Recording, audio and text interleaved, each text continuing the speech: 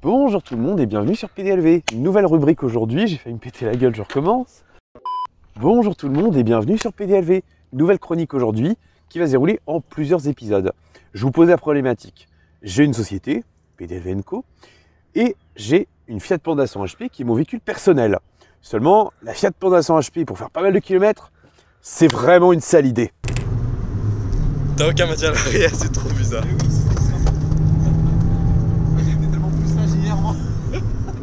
Voilà, vous le comprenez, j'ai pour habitude de louer régulièrement des voitures à Hyper U, location, c'est génial, mais j'ai quand même pas mal de factures et ça commence à me coûter cher.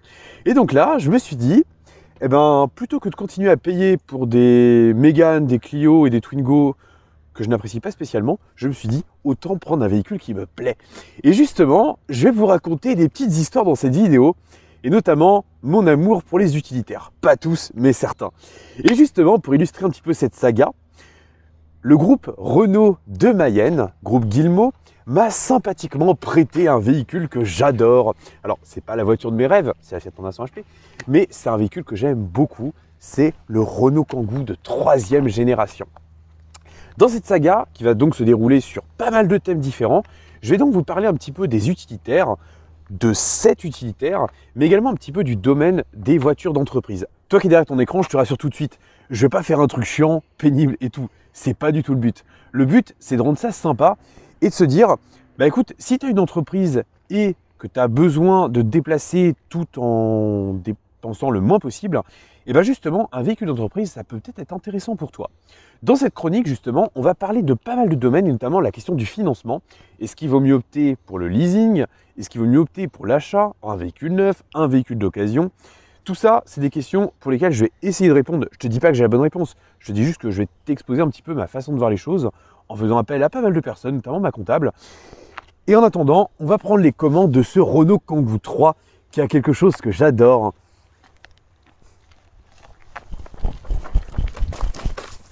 C'est parti!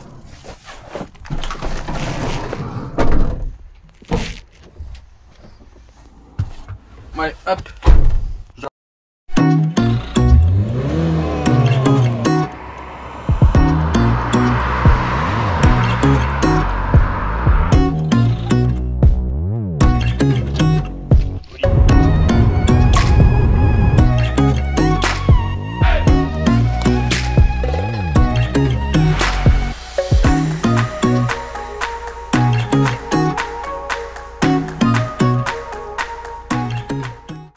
Quand on fait le choix d'un utilitaire, on ne s'attend pas forcément à acheter une voiture qui soit ultra sexy. Moi, le Kangoo 1, je l'aimais bien. Le Kangoo 2, je ne l'ai pas trop aimé. Et ce Kangoo 3 là, il s'est clairement embourgeoisé. Déjà, il est plus grand. Il mesure 4,48 m de long. Le premier Kangoo, il faisait 4,03 m. On a quand même un gain de plus de 40 cm en longueur entre 3 générations. C'est pas mal. Bon, au niveau du style, je vais être assez court parce que de toute façon, vous avez le visuel face à vous. On a la version Sésame, ouvre-toi donc, qui est la version la plus cossue. Alors, évidemment, on n'est pas sur les mêmes codes qu'une voiture classique, donc on n'a pas des jantes de 18, on est sur des jantes en acier de 18 pouces, mais avec une petite coquetterie. On a un enjoliveur en plastique. Alors ça, c'est typique des utilitaires, mais fondamentalement, c'est pas trop dérangeant. Un utilitaire, fondamentalement, même si nous, on n'a pas rayé de jantes, c'est très bien. Malheureusement, c'est des véhicules qui sont plus susceptibles d'aller sur des chantiers ou des terrains qui sont susceptibles d'abîmer les jantes. C'est pour ça également qu'on a des pare-chocs qui sont en plastique. Ils sont plutôt bien dessinés. Alors notre version, elle est agrémentée de ces petites touches-là. Alors, c'est pas de l'alu, c'est du plastique peint ou du plastique teinté masse. On a quand même des anti-brouillards qui, eux, étaient en option. On a également des phares avec la signature en C.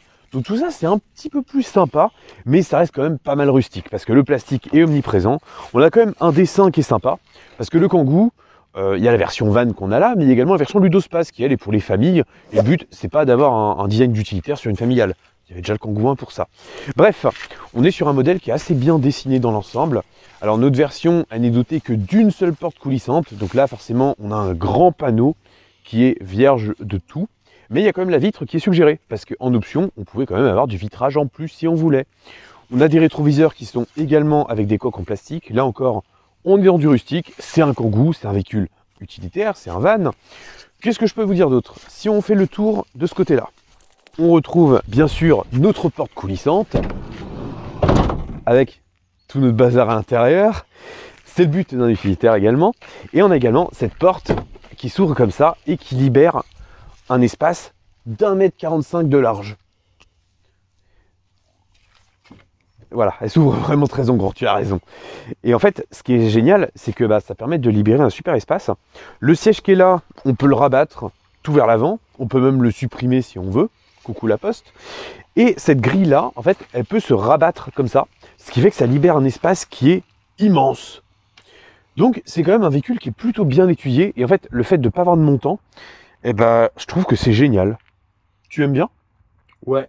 Moi aussi, j'aime beaucoup. Et puis on a une porte coulissante, ça c'est vrai que c'est quand même ultra pratique. D'ailleurs moi c'est clairement ce que je recherche, non seulement parce que ça m'amuse, mais aussi parce que ça va être super pratique pour faire les plans. Je pense qu'on se régalera quand on aura cet utilitaire là. On a également un rail qui est plutôt bien dissimulé. En vrai je trouve ça plutôt propre. D'ailleurs ce qui est marrant aussi, et je vais pas m'attarder là-dessus, mais on a des fixations qui sont en 3 points. On a une fixation en bas, on a une fixation en haut, et on a également une fixation qui est dans le rail central. Donc en vrai, tout ça c'est bien, et au moins c'est solide, c'est rustique. J'aime bien. Au niveau de l'arrière, bon, trappe à carburant. D'ailleurs, on a... Oh, La débloue du Seigneur. Passons. On a des feux qui sont bien dessinés. Franchement, moi c'est une partie que j'aime beaucoup sur le Kangoo. Qu'en dis-tu Thomas? J'aime bien, ça change du Kangoo 2 dégueulasse. Ouais, clairement. Non, puis pour le coup, ça lui fait vraiment une identité à lui, et ça je trouve ça bien. Je trouve que là, le style Renault, il s'affirme parfaitement dessus. J'aime bien. Moi aussi. Au niveau des portes arrière, alors on a des portes qui sont asymétriques. Et heureusement, parce que sinon on aurait 2 plaques d'immatriculation. On a une porte qui est là, qui est plutôt grande, avec la poignée centrale ici, qui s'ouvre. On a même l'habillage bois. Franchement, c'est une belle configuration quand même. Ouais. Et on a la deuxième porte qui s'ouvre naturellement, comme ça. Donc en vrai, c'est plutôt bien pensé aussi. Ça permet de libérer un espace de chargement qui est plutôt bien. Là, on a du plastique ici aussi. Bref. C'est rustique, c'est facile à nettoyer, à entretenir, c'est sympa. Est-ce qu'on va plus dans le détail ou alors est-ce qu'on se contente de dire que c'est un utilitaire et donc que le design c'est pas forcément ce qui est le plus important? Oui, tout à fait. Ok, on passe au volant alors. Bon, c'est pas du haut de gamme, mais en vrai, ça va quand même plutôt bien. On a un volant qui est pas déverrouillé, mais qui est plutôt joli, qui est assez simple. On a du simili-cuir, d'ailleurs tout est assez rustique quand même dans l'ensemble. Mais ce qui est marrant, c'est qu'on a un tableau de bord qui est ultra profond, tu vois. Mais mes bras, ils font quasiment la taille du tableau de bord. On a un grand rangement ici, avec une... Ah oui, ça peut se retirer. Ah, c'est marrant. Là, on a également, je crois que c'est un rangement, tu avais essayé de l'ouvrir, je crois. C'est un rangement. Il y a des ports USB, mais c'est trop bien. Ouais. Et oui. On a des compteurs qui ne sont pas numériques, mais en vrai... On s'en fout un peu dans un utilitaire. C'est les compteurs de Mégane 4 Business. Oui. Voilà. Qu'on connaît que trop bien. Boîte de vitesse 6 rapports, boîte manuelle, donc classique. Elle est pas ultra agréable, mais en fait, elle est typique des utilitaires. C'est-à-dire que les vitesses, faut bien les enclencher jusqu'au bout.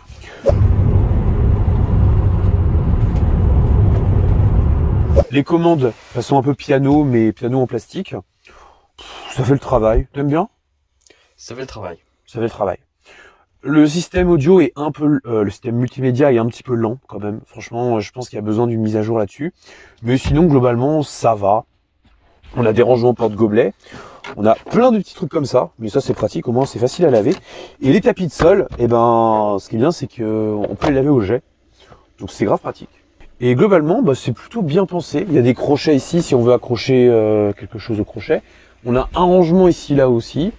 Bref, on a des pare-soleil, ils sont immenses. C'est pas des pare-soleil, c'est des tables de jardin. Non, j'allais pas dire ça. J'allais dire que c'était des plateaux repas. Ah ouais, c'est vrai. Ouais, c'est vrai que t'as juste envie de l'arracher, puis... Bon, non, c'est pas nous. Mais non, en vrai, je trouve que c'est plutôt bien pensé dans l'ensemble. On a un accoudeur central. Avec des... Ah oui, c'est vrai qu'on a bu ça hier. Et puis la céleri, honnêtement, je la trouve bien. C'est juste des canettes d'Asti et de... Voilà, oui. C'est pas de la bière. Non. Les sièges, je les trouve bien. Alors, il y a une subtilité qui est marrante, c'est que ils s'attachent tous les deux du même côté, les sièges. Vu que ce siège-là peut être abattu, au début, on a un petit peu galéré. C'est gênant quand on est regardé. Et la sellerie, en vrai, elle est pas mal parce qu'on a du cuir. Alors, je sais pas si c'est du vrai cuir ou du simili-cuir. avec des surpiqûres blanches et on a un intérieur en tissu. Et on a même une petite bande jaune qui traîne ici. L'appui-tête, j'aime bien aussi, on a une bonne prise en main. On est plutôt bien assis. Donc en vrai, c'est sympa. Honnêtement, il y a quand même un sacré gap entre le Kangoo 1 et le Kangoo 3. C'est vrai quand même que ils ont fait quand même un sacré effort quand même sur tout ce qui est céleri, tout ça. Ouais, vraiment. Non, non, Même franchement. pour une Megane 4 Business, ça fait vachement moderne déjà. Puis, Oui. tu vois, ça fait pas entrée de gamme, tu vois, sur la Megane 4, ça fait très rustique, ça fait très. Tu vois que c'est pas de low gamme ou du milieu de gamme. Ouais. Là, tu vois, c'est bien dessiné. Et même si c'est l'entrée de gamme, ça rend un truc joli, c'est pas désagréable à l'œil, quoi. Mais je suis d'accord. Non, en vrai, la qualité perçue, elle est vraiment bonne. Derrière toi, il y a même une vitre. Et ça, je trouve ça assez amusant. Et on a bien sûr un éclairage de toute la cellule arrière. Donc en vrai, c'est plutôt pas mal. Non, vraiment, je trouve que c'est un bon véhicule. On passe au volant maintenant.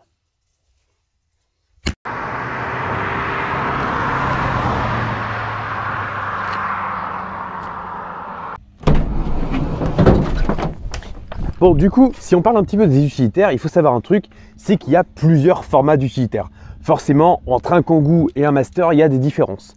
Seulement, ce qui est pas mal, c'est que tous les constructeurs de véhicules utilitaires, déjà, il y en a pas mal qui implantent des portes coulissantes, et ça, c'est trop cool. Il faut savoir que ces modèles-là, toutes marques confondues, ils sont classés par catégorie. C'est-à-dire qu'on va les définir avec la longueur et la hauteur. Alors, ce sont des indices, je ne vais pas rentrer trop dans le détail, mais là, globalement, on est sur un modèle qu'on va dire L1, H1. Ça ne veut pas dire que ça mesure 1 mètre de long et 1 mètre de hauteur. C'est pas très compliqué. On a deux lettres, le L pour longueur et le H pour hauteur. Et ensuite, on a tout simplement des indices. L1 pour la plus petite longueur, L2 longueur intermédiaire, L3 plus grande longueur, et ça va même jusqu'à L4 et même L5. Et cela pour tous les segments. Et pour la hauteur, c'est pareil. H1 hauteur classique, H2 hauteur un peu plus haute et H3 très grande hauteur. Mais globalement, ça donne un petit peu le gabarit et l'encombrement général. Un L1 H1, c'est fait clairement pour la ville. Si par exemple ce Kangoo-là était disponible en L2 H1, eh ben, on aurait le même empattement, mais le modèle serait un petit peu plus long. Alors dans mon cas précis, je n'ai pas besoin d'un véhicule utilitaire qui soit de grande taille. De base, j'aurais même préféré une citadine, mais vu qu'on va partir sur un utilitaire, il faut un modèle qui soit compact et facile à habiller. Et justement, un modèle L1 H1, c'est quand même plutôt pas mal en matière de gabarit. Alors en plus, ce qui me plaît bien avec ce type de modèle-là, c'est qu'on a clairement des codes automobiles. On n'est pas sur quelque chose qui soit très rustique, on a quand même des formes qui sont assez bien dessinées. Donc là, bien sûr, on parle d'un Kangoo, on ne parle pas d'un partenaire, d'un berlingot et tout ça. Mais globalement, les modèles s'embourgeoisent un petit peu. Par exemple, le Kangoo 1, on en parlait tout à l'heure. Toi, je sais que tu n'es pas trop fan. Moi, c'est un modèle que j'aime plutôt pas mal parce qu'il y avait justement un côté un petit peu décalé. Là, on est au contraire sur un modèle qui est beaucoup plus sérieux dans sa présentation. Et pour autant, ce que je trouve sympa, c'est qu'on a quand même des codes d'utilitaire. Parce que par exemple, on a des jantes qui sont en acier avec un enjoliveur en plastique qui est mis dessus, mais juste sur la partie centrale. Ça cache un petit peu les boulons. On a également des pneus avec un gros boudin, pourtant c'est du 16 pouces. Et pour le reste, on est vraiment sur quelque chose de très classique, avec notamment des pare-chocs en plastique brut. Mais il faut savoir que sur les utilitaires, on peut avoir plein de possibilités de personnalisation. Et justement, notre exemplaire, ce qui est intéressant, c'est qu'il est quand même assez bien équipé. Par exemple, si on va voir à l'arrière, il y a quelque chose qui me plaît bien, c'est les portes qui tiennent ouvertes, et c'est également ces habillages en bois. C'est-à-dire que ça, par exemple, si on veut, on peut le peindre, on peut... Enfin, bref, c'est très sympa, et moi, ça me plaît beaucoup. Donc je sais que ça oriente un petit peu mon choix d'utilitaire. Maintenant, on va parler un petit peu des modes de financement. Alors, quelles sont les solutions qui s'offrent à nous quand on veut un utilitaire? Eh bien, déjà, on a l'achat. L'achat, c'est le grand classique. On peut acheter un utilitaire neuf ou d'occasion. Dans mon cas, j'hésite pas forcément trop parce que le but de cet utilitaire-là, il ne sera pas utilisé tous les jours non plus. Donc, j'ai pas forcément intérêt à prendre un modèle qui soit totalement neuf. Donc, j'étais plutôt parti sur un utilitaire d'occasion dans un premier temps. On peut en trouver aujourd'hui à partir de 5 000 € pour des modèles à peu près sains. Par exemple, des berlingots, partenaires ou Kangoo de première génération, avec des moteurs qui sont quand même un peu endurants, comme le 2 litres HD90 ou le 1,6 litre à soupape de chez Renault, voire le 1500 DCI. Bref, il y a quand même des moteurs sympas. La deuxième solution, c'est de partir sur le leasing, avec soit la location avec option d'achat, soit la location longue durée. Je précise également, si vous regardez cette vidéo-là, qu'elle n'est pas sponsorisée. Je ne vais pas chercher à vous vendre une prestation ou autre, non, pas du tout. Vous suivez vraiment ma démarche petit à petit. La location avec option d'achat, en gros, vous n'êtes que locataire du véhicule. C'est-à-dire que vous versez un premier loyer, éventuellement, et ensuite, chaque mois, pendant 2 à 5 ans, vous avez un loyer mensuel à verser. Et en fin de contrat, vous avez la possibilité, si vous le désirez, de racheter votre utilitaire à un prix défini dès le début. La location longue durée, c'est globalement la même chose, mais ce n'est pas considéré comme un crédit à la conso. En effet, la LLD implique la restitution systématique de l'utilitaire. Donc par exemple, si je fais une LLD de 3 ans, au bout de 3 ans, ce Kangoo, il est récupéré et il n'est plus à moi et je ne peux pas le racheter. Bref, c'est un petit peu les deux solutions qui s'offrent à moi. Alors il faut savoir que pour un utilitaire, globalement, si j'optimise bien le tout, on peut s'en tirer à peu près pour 300-350 € par mois. C'est beaucoup sans être beaucoup pour une entreprise, mais il faut savoir un truc, c'est que quand vous partez sur un véhicule utilitaire, vous avez la possibilité de récupérer la TVA si votre entreprise la récupère. Moi, c'est mon cas, donc c'est particulièrement intéressant. La question de la TVS, elle est souvent posée. Alors la TVS, ça signifie taxe...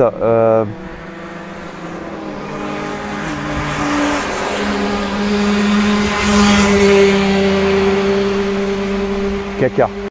Taxe sur les véhicules de société. La taxe sur les véhicules de société, TVS, elle concerne les véhicules qui font du transport de personnes. Alors, effectivement, dans ce véhicule-là, il y aura bien un ou deux caméramans, en l'occurrence toi, et pour autant, c'est pas considéré comme un véhicule de transport de personnes, donc je n'ai pas la TVS, et heureusement, parce que ça coûte très cher. Concrètement, sur un véhicule de société, on paye le véhicule, ses mensualités, mais on peut également faire passer sur l'entreprise tout ce qui est entretien, assurance, carte grise, en récupérant la TVA dès que c'est possible. Donc en vrai, c'est quand même plutôt intéressant. Et c'est valable aussi bien pour le neuf que pour l'occasion. Donc c'est pour ça que le choix est aussi difficile. Sur ce, je ne vais pas m'éterniser plus que ça sur la partie utilitaire. On verra ça dans la partie 2 de cette vidéo. Maintenant, on va passer à l'essai, j'allais dire l'essai dynamique, mais ça c'est l'habitude. On va passer sur l'essai de ce Kangoo et voir un petit peu ce que donne une utilitaire moderne sur la route.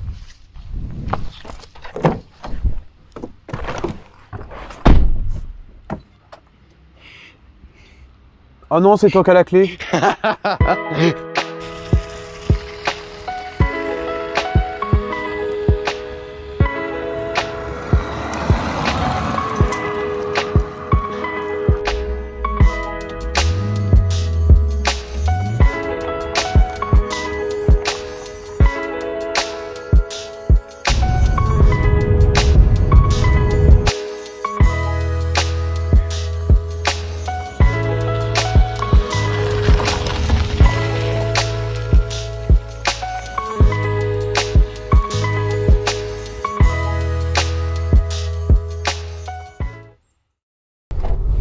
Bon, en essayant un utilitaire, ma principale crainte c'était d'avoir quelque chose qui soit vraiment rustique et pas forcément très agréable à rouler. Je sais pas ce que tu en penses, mais en vrai je trouve que c'est plutôt agréable. C'est agréable en vrai. Le diesel, j'ai horreur de ça, c'est pas une nouveauté. Mais pour le coup, pour un utilitaire qui est voué à rouler pas mal, en vrai, je trouve que ça a du sens. Toi tu vas me dire oui forcément. Mais je trouve ça plutôt pas mal. Donc là c'est un DCI de 95 chevaux. Et en vrai je trouve que c'est plutôt bien dimensionné. Le véhicule il est lourd sans être lourd. Et franchement, niveau agrément de conduite, c'est pas mal. Alors c'est un peu plus rustique qu'une voiture dans le sens où la boîte de vitesse elle l'accroche un peu plus. Après le modèle est neuf, on dirait Rivatanen. Question, c'est pas 90 chevaux au lieu de 95? C'est 95 chevaux.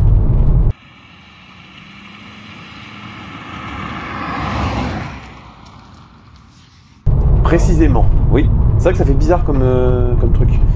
Mais en vrai, non, je trouve que ça fonctionne plutôt bien. La boîte, c'est une boîte à 6 rapports, elle est mécanique, mais il y a aussi des boîtes auto pour ceux qui veulent. D'ailleurs, en essence, ça va jusqu'aux 130 chevaux. Donc en vrai, c'est pas mal du tout. La direction, je la trouve vraiment bien. À ma grande surprise, on a des freins à tambour à l'arrière. Oh, regarde, on a un jumpy postal devant. Mon expérience avec les utilitaires, elle est assez restreinte parce que j'ai conduit pas mal de Peugeot Expert Et bon, c'était clairement plus typé utilitaire. Là, vraiment, le Kangoo, je trouve que c'est bien, ça se conduit bien. C'est exactement le gabarit que je veux, donc franchement, je suis plutôt séduit. Ça me conforte vraiment dans mon idée de partir là-dessus. D'ailleurs, si vous avez déjà eu l'occasion de conduire ce type de véhicule, n'hésitez pas à me dire ce que vous en pensez. Si vous avez des conseils dans le choix ou les motorisations et tout. Dans mon cas, je dois avouer que je suis plutôt content. Qu'est-ce qu'on peut dire également de ce Kangoo? Est-ce qu'il est vraiment adapté à nos besoins ou pas? Oui, tout à fait. Ok. En fait, nous, il nous faut juste un petit utilitaire finalement. Parce qu'en soi, on a quand même beaucoup de matos, mais pas énormément non plus. On n'a pas besoin du gabarit supérieur. On a juste besoin d'un utilitaire qui possède une porte glissante. C'est vraiment un critère indispensable. Indispensable, clairement. Parce que le but, c'est qu'on s'améliore. C'est quoi? C'était les gens de tout à l'heure qui sont venus voir le Kangoo. Les propriétaires de Kangoo 1. Oups, je me suis trompé de rapport. Finalement, en fait, il faut juste un utilitaire, un petit utilitaire, on n'a pas besoin de gabarit au-dessus. Ouais. On a du matos, mais pas énormément non plus à transporter. Bah, en vrai, on a filmé un petit peu ce qu'on a à l'arrière ou pas, je crois? Non, on va filmer ça après. Ouais, ok. On n'a pas énormément de choses non plus. Non, c'est sûr. On a juste besoin d'un utilitaire, simplement pour améliorer nos plans. Et surtout, qu'il soit, comment dirais-je, qui nous suive dans nos besoins, quoi. On n'a pas besoin de changer d'utilitaire dans un an ou deux parce que voilà, il y a des problèmes ou il convient plus, blablabla, il manque des trucs, des équipements, des trucs comme ça. Faut un truc qui soit polyvalent, ouais. Voilà. Je suis d'accord. Faut qu'il nous serve à faire de la route, que ce soit quand même confortable, mais qui sert quand même à transporter beaucoup de choses, qui nous sert quand même à faire des plans. Le fait d'avoir une porte glissante, ça nous permet déjà de faire des plans beaucoup plus travaillés, plus de plans qui changent un peu de ce qu'on a l'habitude de faire sur le élevé, et moi-même sur mon propre média. Donc la porte glissante, c'est vraiment un critère obligatoire. Bah, en vrai, j'aimerais bien en avoir deux, tu vois. Vraiment, ce serait. En avoir deux, c'est logique. Ce serait vraiment l'idéal. Oh tiens, un partenaire 1. Passe 2. Ça, c'est typiquement le genre de modèle qui pourrait m'intéresser. Parce que bah, c'est vrai que je suis plus trop Peugeot que Renault, contrairement à avant. Mais franchement, l'essai de ce Kangoo-là me fait dire que bah, en vrai, c'est quand même pas si mal. Par contre, voilà, clairement, on va pas se le cacher, le Kangoo 2, je le supporte pas. Moi non plus. Ah, vraiment, je peux pas. Je le trouve... je sais pas, j'ai aucune affinité pour ce véhicule-là. Bah, il est vu et revu, il a pas d'intérêt spécifique. Ouais. Il est pas si fier que ça finalement. Il y a beaucoup de merguez sur le marché, beaucoup trop d'ailleurs. Oui, et les prix sont pas forcément hyper intéressants non plus. Et donc là, comme c'est un achat d'entreprise, bah, je suis un peu limité aussi parce que dans le sens où le véhicule, je peux forcément l'acheter que chez un professionnel. Pardon Bobby. Donc malheureusement, je peux pas l'acheter auprès d'un particulier. Ça serait bien, ça serait même moins cher certainement. Mais malheureusement, je pourrais pas récupérer la TVA à l'achat. Donc c'est pas dingue non plus.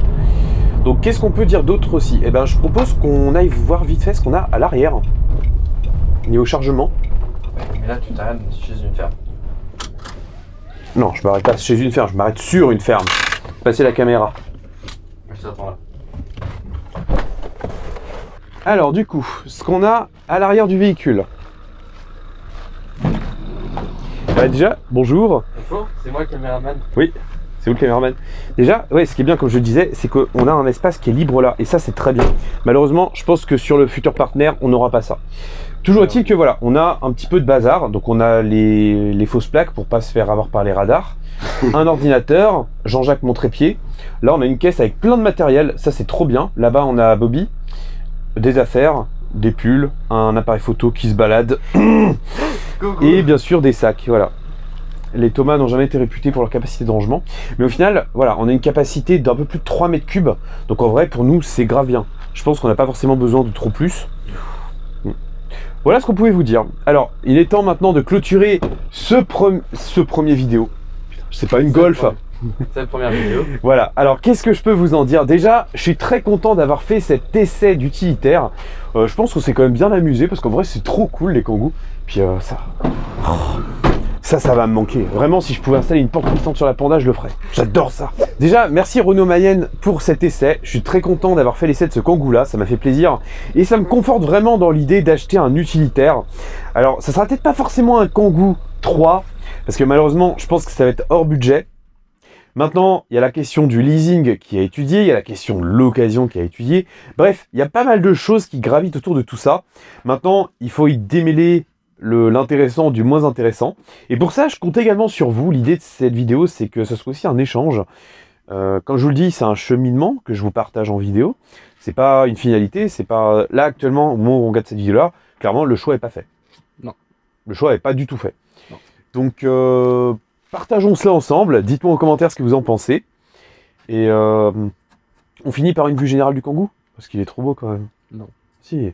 En plus, on l'a même pas dit, mais il est gris. Tous les utilitaires, ils sont blancs. Là, on est sur un utilitaire gris. Oh, je trouve ça beau. Les gens, s'il vous plaît, quand vous achetez un utilitaire, arrêtez de le prendre en blanc, bordel de merde. Mais oui. C'est dégueulasse, on en voit partout. Mais oui. Différenciez-vous, prenez de la couleur, prenez du noir. Le noir, c'est très beau, c'est une belle couleur, le noir. Bon, Regarde, pas. un boxeur noir, c'est beau, un partenaire noir, c'est beau. Ouais. Mais là, on a quand même une configuration qui est bien. Et honnêtement, je trouve que c'est équilibré. Bon, allez, sur ce, prenez soin de vous et d'autres amis, conduisez pas comme des pirates, surtout en ville. Et bye bye, salut. Let's go!